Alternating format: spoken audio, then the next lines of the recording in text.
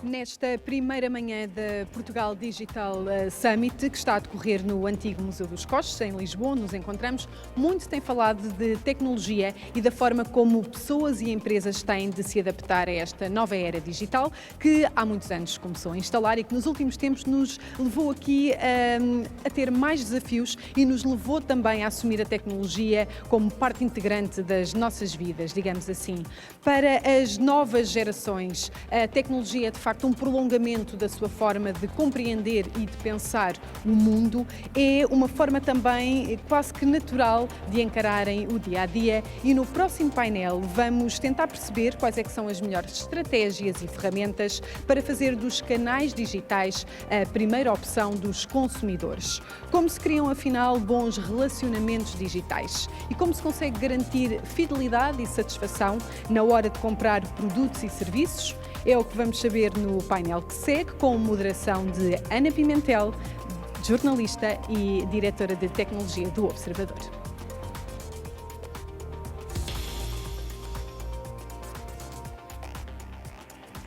Olá, sejam bem-vindos novamente aqui ao segundo painel desta manhã. Vamos falar de marcas e de consumo digital e de marketing também. Para termos esta nossa conversa, temos aqui a Sandra Álvares Batista, diretora-geral do PhD Media. Obrigada, seja bem-vinda.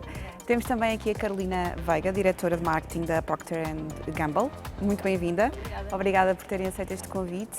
A verdade é que nós já temos aqui uma geração de pessoas que é um consumidor naturalmente digital, portanto, que já está muito familiarizado com o consumo online, com a escolha através de um ecrã e que tem, certo, acredito eu, de características bastante diferentes dos seus antecessores que já só estavam habituados a comprar em loja na experiência física offline.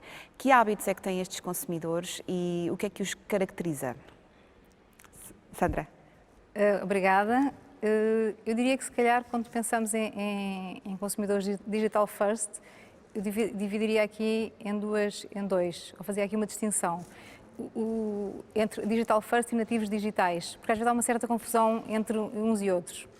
Enquanto os nativos digitais são aqueles consumidores que são caracterizados pelo ano em que nasceram, não é? Portanto, as pessoas que nasceram a seguir ao aparecimento da web, portanto, 1980, não da internet, mas da web, e portanto aqui estamos a falar de três gerações, a geração Y, a geração Millennial, muito falada, a geração Z, que é aquela geração que tem agora entre os 23 e os 10 anos, alguns começam a entrar no mercado de trabalho, e depois a geração Alpha, que são os mais novos. E, portanto aqui estamos a caracterizá-los pelo ano em que nasceram. Estamos a falar dos nativos digitais. Quando falamos de digital first... Podem não ser nativos digitais, então. Exatamente. Pode ser qualquer um de nós. Tem a ver com comportamento, com hábitos, com mindset. Por exemplo, qualquer uma de nós, por exemplo, se consultar um horário de um restaurante antes de ir ao restaurante, ou se fizer uma marcação, sei lá, de um cabeleireiro através do online, ou qualquer outra coisa que se faça, em primeiro lugar, através do digital, podemos ser um digital first. E não temos necessariamente que ser nativos digitais. Podemos ser nativos ou podemos ser imigrantes digitais. E, portanto, isto quer dizer que os digital first podem ter ambas as vertentes. Obviamente que aqueles que são nativos digitais, isto é muito importante para as marcas, movimentam-se muito dentro daquilo que são os meios digitais.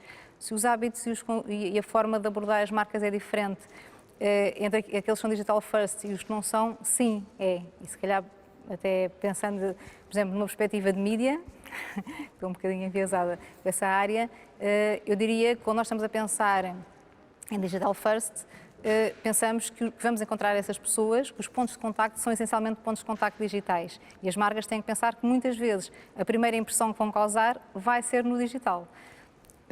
Ao contrário, quando estivermos a falar de pessoas que não são digital first, podemos apanhá-los em muitos outros meios para além do digital. Portanto, o digital é mais um. Se pensarmos naquilo que é, por exemplo, a exigência dos digital first com as marcas versus outros, os digital first também são bastante mais exigentes com as marcas e esperam que a sua experiência na web seja muito mais completa e, portanto, valorizam imenso a omnicanalidade, por oposto com a multicanalidade. Não é? Para eles não é suficiente que as marcas estejam em todos os canais.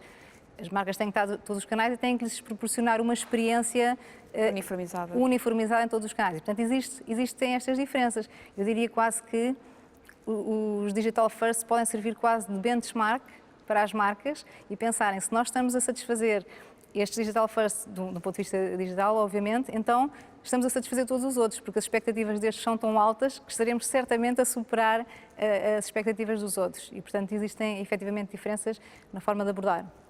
Fiquei curiosa com este conceito de imigrantes digitais, porque acredito que, ainda há pouco estávamos aqui a falar de pandemia, acredito que com esta pandemia este número de imigrantes digitais tenha subido. Não sei se a Sandra tem esse feedback. Sim, claramente. Os imigrantes digitais, portanto, são os que não nasceram naquelas épocas que eu referi, muitos são da geração X, mas também são de outras gerações e claramente subiram, porque a pandemia obrigou a que as pessoas utilizassem mais o digital. Agora, há aqui um enorme desafio, porque a transformação digital foi muito grande, mas os skills digitais muitas vezes não foram acompanhados. Mas claramente sim, claramente houve uma tentativa maior de mais pessoas utilizarem o digital. Portanto, os imigrantes digitais, nesse sentido, subiram também. Carolina Veiga, falamos aqui de imigrantes digitais, de nativos digitais. Também sentem esta diferença? Como é que vocês se direcionam para cada um destes segmentos? Bem, em primeiro lugar, ou seja, eu concordo com tudo o que a Sandra esteve a dizer. A omnicanalidade é super importante e para as marcas terem uma informação, uma linha de comunicação única por todos os canais em questão é super importante. Eu não posso ser uma pessoa, eu marca, não posso falar, ser uma pessoa num canal e ser outra pessoa noutro canal. É muito importante haver esta continuidade da comunicação e estes consumidores, os nativos digitais, são super exigentes para as marcas e desafiam-nos a ser melhores, desafiam-nos a acompanhar as suas necessidades. O digital traz uma imediatez e temos umas gerações de consumidores que estão habituados a carregar num botão e terem toda a informação que querem e esperam o mesmo das marcas, esperam que as marcas estejam ali para responder no momento, que se eu quero um produto ele me chegue aqui e agora. E a pandemia e por exemplo, todas as novas pessoas que experimentaram comprar no online naquelas semanas de tentativa e de vamos tentar preparar-nos para tudo isto, houve muitas experiências negativas, não só do ponto de vista dos retalhistas, mas também das marcas que depois estiveram a tentar acompanhar e por isso é muito importante, em primeiro lugar, falar de uma mesma forma, como é óbvio, adaptando a quem está ao meio em que estamos a falar, mas não fugir do que é a minha identidade como marca, porque eu sou uma marca e a identidade é das coisas mais importantes que tenho. E depois ir evoluindo e ouvir os consumidores e usar o que ouvimos dos consumidores para evoluir. E é aí também que o digital aproxima muito os consumidores das marcas, para o bem e para o mal também. A Carolina falou aí na exigência destes consumidores, não é? Portanto, são consumidores mais exigentes, estão mais atentos. Que exigências são estas? Exigências a conhecer muito sobre o produto, de onde é que ele vem. Aí entra também toda a parte da sustentabilidade e da responsabilidade social das empresas, porque a informação passa a estar mais disponível. Eu não estou a comprar um detergente num supermercado apenas, mas eu se calhar quero saber mais sobre aquilo, se eu leio alguma coisa ou se vejo um símbolo no rótulo, tenho possibilidade facilmente de ir investigar o que é que aquilo significa e porque é que está ali, que há 30 anos, há 20 anos era muito mais limitado esse acesso à informação. E, portanto, esses desafios enquanto identidade de marca também são maiores agora? Eu acho que são maiores agora porque a marca não é só o que a marca diz. Quando falávamos só de uma comunicação one way, só num sentido, quando uma marca estava em televisão com um anúncio, era a sua mensagem e a marca era a única dona e senhora da sua comunicação. Hoje em dia, todos os consumidores contribuem para comunicar em nome de uma marca ou contra uma marca e o digital divulga estas mensagens e faz com que estas mensagens cheguem a mais pessoas e por isso é mais exigente comunicar da forma correta, passar uma mensagem credível e que facilmente seja comprovada, e é fácil de comprovar, porque os telhados de vidro no mundo digital há mais. Esta é uma ideia interessante. Portanto, os consumidores, os utilizadores estão muito mais exigentes, não é? Portanto, estes nativos digitais e creio que também os imigrantes digitais estão mais exigentes, chateiam-se se calhar mais, não é? Portanto, estes telhados de vidro que a Carolina referia, quando se chateiam estes consumidores, já não voltam ou voltam? Como é que é este consumidor digital? Depende de como é que a marca consegue reagir. Uma coisa é certa, o poder das marcas, né, mudou, portanto, esse poder foi um bocadinho transferido por toda a transformação digital que houve, o poder foi transferido um bocadinho das marcas para as pessoas. E hoje em dia, mesmo que as marcas não queiram, as pessoas podem falar sobre as marcas, comentar, elogiar, denegrir, fazer o que quiserem, basta ir a uma rede social ou qualquer outra plataforma digital. Mas tem que haver o cuidado, de um ponto de vista das marcas, de conseguirem gerir bem essa relação. Portanto, uma coisa importante é as marcas conseguirem estabelecer canais de comunicação com as pessoas. Imaginando, por exemplo, dando um exemplo concreto, num site é importante que haja a possibilidade de fazer reviews, por exemplo, de se falar sobre as marcas, de criar conteúdo esse que é partilhado, porque as pessoas não querem ser mais meros espectadores, querem estar no digital, mas querem estar no digital de uma forma participativa. Portanto, Querem ser parte ativa. Querem ser parte ativa. Por exemplo, uma coisa que às vezes acontece nos sites, que hoje em dia são um pilar muito importante da comunicação das marcas, é difícil e mais vezes encontrar-se um contacto, não é? É óbvio que a pessoa não vai sair de lá enquanto não encontrar o contacto. Só quando o encontrar, se ele estiver escondido, já vai estar impaciente, chateado. Portanto, há formas de estabelecer essa comunicação que podem ser feitas de uma forma mais fácil, especialmente para estes digital first, porque os outros são um bocadinho mais tolerantes, mas estes digital first não são tolerantes e, portanto, facilmente trocam. Portanto, podem voltar, podem não voltar, depende de como é que essa relação é estabelecida e gerida. E os outros consumidores? Portanto, estamos aqui a falar muito dos consumidores nativos digitais, dos imigrantes digitais, mas a outra esfera da população que ainda não está tão familiarizada, é mais cética, é mais resistente ao consumo online e ao ecrã. Que estratégias têm de ter as marcas para chegar a estas pessoas hoje? Na realidade, as estratégias das marcas e falando do ponto de vista da comunicação, é conseguirmos conhecer muito bem o que é que as pessoas fazem, qual é o seu consumer journey, como é que elas se comportam em cada uma das situações e conseguir passar-lhes as mensagens certas com o conteúdo certo naqueles que são os meios que elas mais utilizam. No caso dos digital first, são mais meios digitais, no outro caso podem ser meios mais diversificados. Agora, por exemplo, a questão do conteúdo adequado a cada uma, não só a cada um dos meios, como a cada uma das pessoas aqui estou a exagerar, embora a questão da segmentação e da personalização seja extremamente importante, é fundamental, porque a pessoa gosta de sentir que a mensagem é para si, independentemente de qual é o meio. Se estivermos a falar de meios digitais, isto torna-se mais fácil, não é? E quer a segmentação, quer a personalização, se torna mais fácil. Pode às vezes até parecer que estamos a entrar em conflito com tudo o que tem a ver com privacidade e proteção de dados, mas não. Ou sim, depende de como é que estes dados são utilizados, porque as pessoas continuam a gostar de receber mensagens personalizadas e adequadas àquilo que para si e que para elas são relevantes. E depois gostam, obviamente, de trabalhar com empresas que são honestas e que, de um ponto de vista da proteção e da privacidade dos dados, o fazem de forma correta, não é? Portanto, as marcas deixaram aqui de falar para as massas, para tentar que essa sua comunicação seja cada vez mais personalizada e indo a grupos muito pequenos de pessoas, para que cada pessoa se sinta mais familiarizada com a marca. Estou a entender bem? Sim. E no digital, nos meios digitais, isso é bastante mais fácil de se fazer do que nos meios para massas. Nos meios para massas é mais difícil, até inclusive adequar a mensagem a cada um de nós é mais difícil, obviamente, num meio que é para massas, onde não permite tanta segmentação e tanta personalização. Imagino que isto também traga bastantes desafios em termos mesmo de recursos humanos, de colaboradores. Portanto, há aqui novas funções que tiveram que emergir no marketing para fazer acompanhar esta tendência de digitalização e de acompanhamento dos consumidores. Sim, sem dúvida.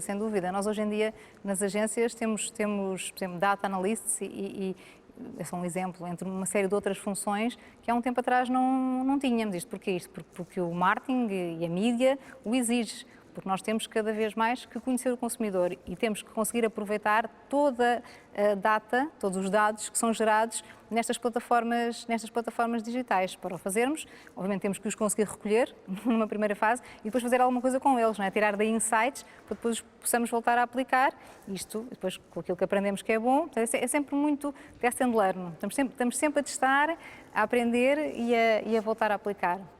E a pandemia veio reforçar ainda mais isso, porque hoje em dia nós já não podemos considerar que aquilo que funcionava no passado funciona no futuro. Não sabemos, pode funcionar ou não. E, portanto, sistematicamente temos de estar a testar e a ver o que funciona e voltar a aplicar.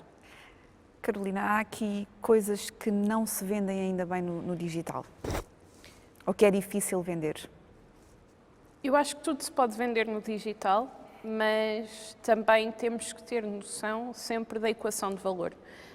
E nesta equação de valor não entra só o custo, mas entra a comodidade, quanto tempo é que eu estou a investir, e entra as expectativas que eu tenho. Ou seja, e eu lembro-me de, há mais de 15 anos, fazer compras com a minha mãe no Continente Online, nos primórdios do e-commerce, e o tempo que demorávamos a fazer uma lista. E quando a lista desapareceu, já não foi tido todo o trabalho para voltar a criar uma lista e decidimos ir ao supermercado e fazer as compras. Há produtos que, e temos que ter noção, que continuam, da mesma forma que falávamos da comunicação em canais digitais, continuam a haver pessoas a ver televisão e muitas pessoas a ver televisão e a maioria das pessoas continuam a fazê-lo. Continuamos a ir a supermercados físicos e vamos todos os dias.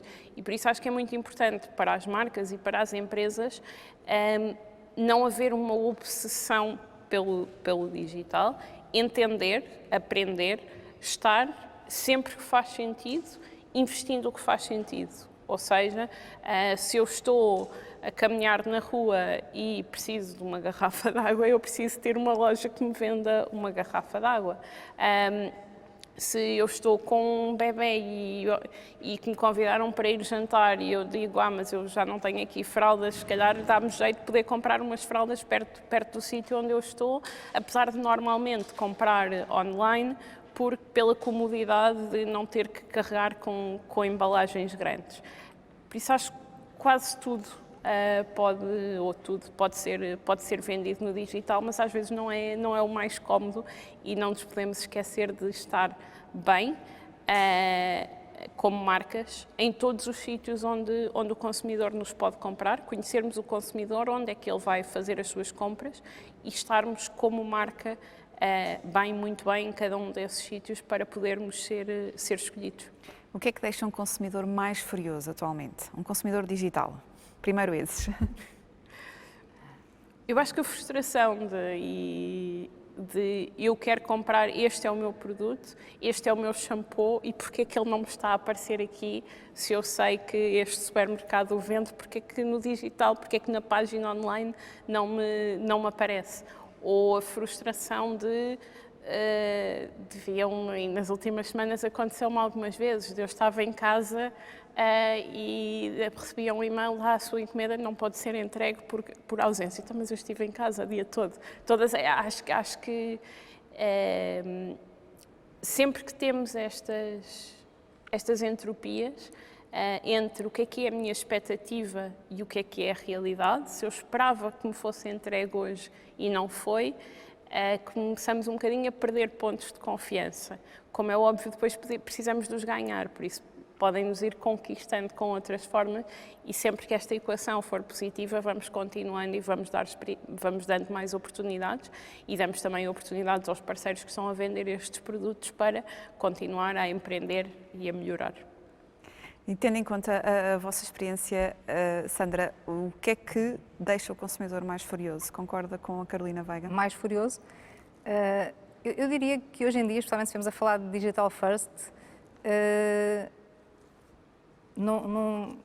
mais furioso. Pegando um exemplo, por exemplo, a questão do preço. Se comprar num sítio a um determinado preço e a seguir encontrar-se produtos a outro preço. Eu diria que falando em digital first e sabendo nós que todas as respostas praticamente todas as respostas estão online, há que saber fazer bem as perguntas, não é? Portanto, há que saber, por exemplo, numa situação como essa, como a questão do preço, os consumidores têm toda a possibilidade de fazer todo o tipo de pesquisas antes de fazer a compra. Portanto, uma coisa dessas poderá deixar um consumidor furioso, mas que eu acho que se consegue resolver. Coisas deixam furiosos, não ter internet, não ter acesso, tudo o que a Carolina dizia sobre não cumprir aquilo que são as expectativas do consumidor. E estas expectativas, lá está, como falávamos ao início, estão muito altas nestes nativos digitais ou imigrantes digitais, não é? É isso? Sim, sim, então. E até pegando um bocadinho na pergunta, se posso fazer esta à Carolina sobre a questão do que é que não se pode vender online, eu concordo, que eu também acho que se pode vender tudo online. Eu acho é que não se pode fazer tudo online, não é? Por exemplo, eu posso comprar um jantar online, mas não posso estar efetivamente a comer online. Apesar de poder, hoje em dia, e viu-se muito durante a pandemia, toda a gente reunida online e cada um em sua casa. Há pouco conversávamos sobre a realidade virtual e a realidade aumentada, portanto, tecnologias que se calhar tenderão a acelerar a sua utilização na sociedade. Sim. Porque na realidade o que não se pode são coisas relacionadas, ou o que é mais difícil, são coisas relacionadas com aqueles sentidos que o digital não permite. O tato, o olfato, o paladar, não é? Esse tipo de coisas não se podem fazer. Mas efetivamente a tecnologia tem evoluído muito nessa área, nomeadamente na área da realidade aumentada e da realidade virtual. Portanto, a realidade aumentada na nossa realidade, elementos que são virtuais e a virtual, nós entramos no mundo virtual. Até diria que a virtual se tem desenvolvido mais, até pela capacidade de encontrar formas relativamente simples de se entrar nessa realidade virtual, muito através do gaming, diria até exemplos que foram vistos durante a pandemia do turismo.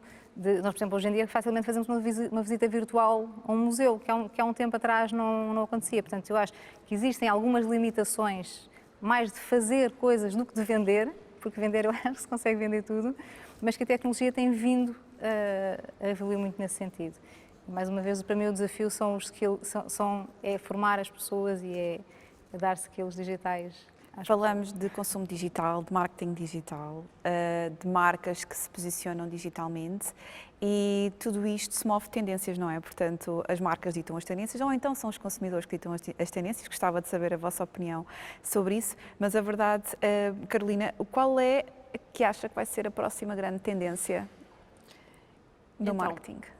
Para mim é difícil separar o que é que são as tendências do digital e as tendências do mundo que estamos a viver agora pós-pandemia, não é?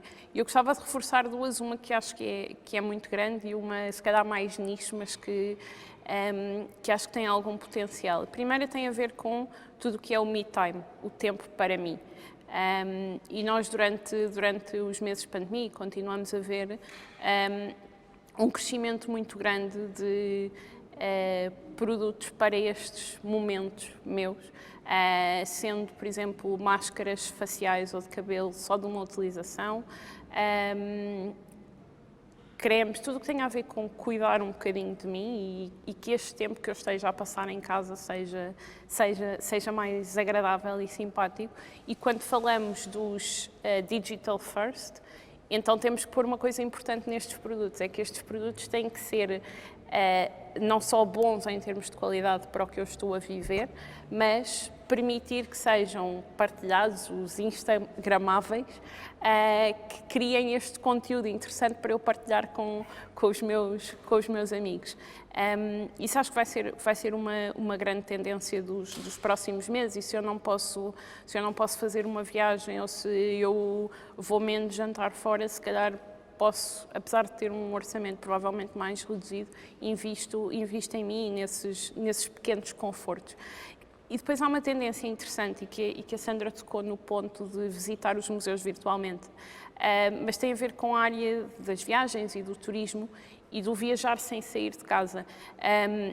E este fim de semana fui impactada nas redes sociais por uma marca de velas espanhola que está a vender velas com cheiros de várias regiões de Espanha, ou seja, vai a Ibiza, sem ires a Ibiza, mas põe uma vela que cheira a Ibiza em tua casa.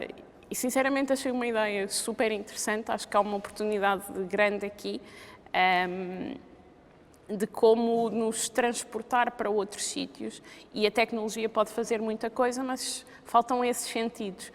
Falta o olfato, falta o paladar, por isso tudo o que é cozinhas do mundo e receitas e cozinhar, trazer para nossas casas estas experiências diferentes, mas o olfato também é uma, e achei super É uma boa interessante ferramenta esta empresa.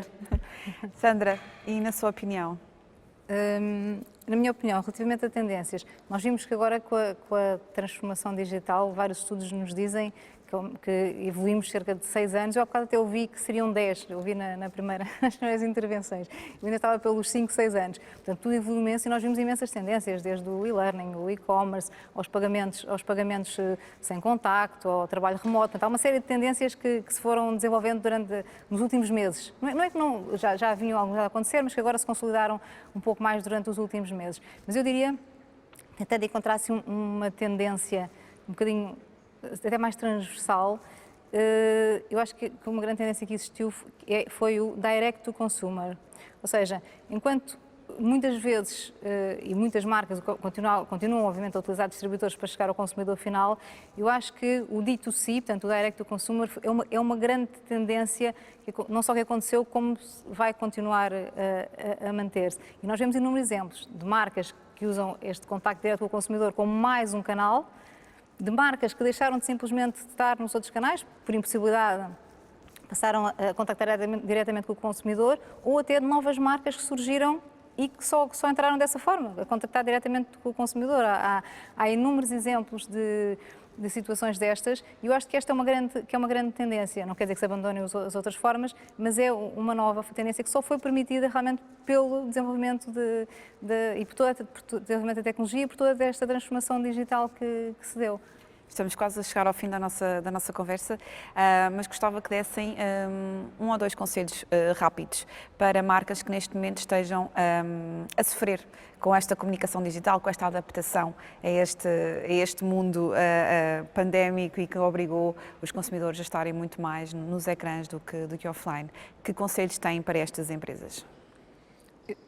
Eu diria que nunca esquecerem o conteúdo. Não há presença digital sem conteúdo. O conteúdo é o que agarra as pessoas, é o que cria engagement com as pessoas. Portanto, por muito que queiramos estar em todas as redes sociais, em todas as plataformas digitais, é preferível estar em poucas e bem e valorizar o conteúdo. O conteúdo é extremamente importante.